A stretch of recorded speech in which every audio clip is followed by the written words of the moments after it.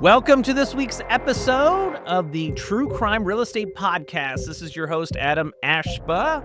In this week's episode, we're going to be talking about the JonBenét Ramsey house, when the floor plan becomes the suspect. So today's listing, we're going all the way out to Colorado. We're going to 749 15th Street, Boulder, Colorado. Better known as the JonBenét Ramsey house.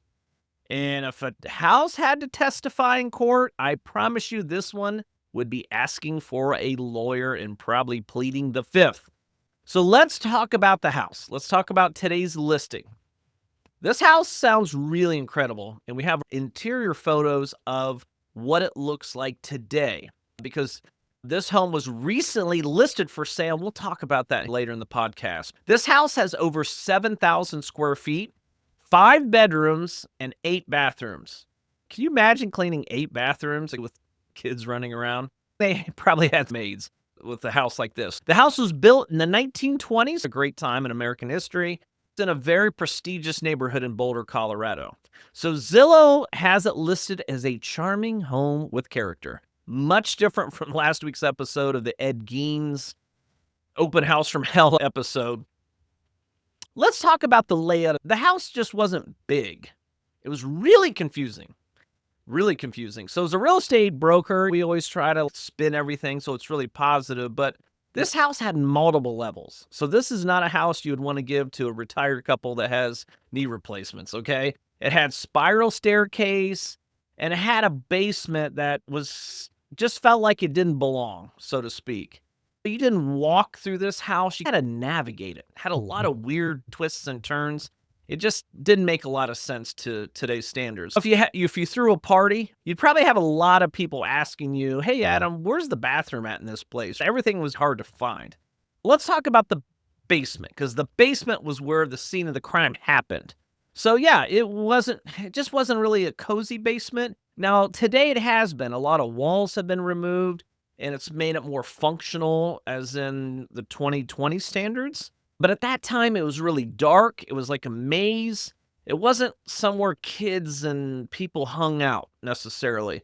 It had a lot of small rooms with doors, including a windowless wine cellar, and that's where JonBenét, where she was found. But there was no wine store there, so it was just a creepy room, all in all. One of the most infamous features of this house was the spiral staircase. That's where Patsy Ramsey, JonBenét's mother, found the ransom note, which is weird. If I was going to abduct a child, why put a note on the floor? You'd think you'd put it on the counter or on the fridge or, I don't know, somewhere that they might be looking like more, I don't know, even kitchen table, something, but it was found on this spiral staircase, which I think is odd. I think it's just a very odd thing to do. What kidnapper puts a note on your fridge saying, I'm going to steal your kid? None of it made any sense. Really bold strategy. The weird thing was the pen, stationery, and the paper all came from inside the house. The morning after the crime, they called the police. They couldn't find JonBenét. Family and neighbors came over and jeopardized the scene. The scene was tampered with. Let's backtrack and talk about the house. The house is still there. It was sold right after the crime to a venture capitalist company for over $600,000. They were going to use that money to help launch an investigation of who killed JonBenét. And then it was renovated and sold again. There was a lot of remodeling. A lot of walls were removed. The basement's cool now. Some rooms were changed. It looks a lot different today than it did back then. But styles changed, and they did a heck of a job. It looks really beautiful. This house was listed for sale about 2 years ago for almost $7 million, $6.9 million by the current owner. And it sat on market for about a year and a half, and they've since pulled it off the market.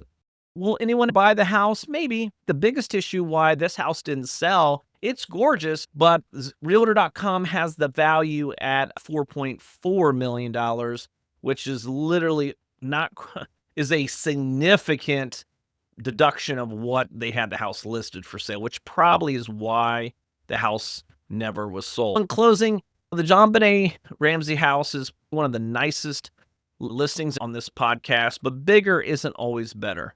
So, very sad situation. 30 years later, this is still a mystery. They haven't figured out what happened. Netflix did a good story on the JonBenét case, speculating who did it.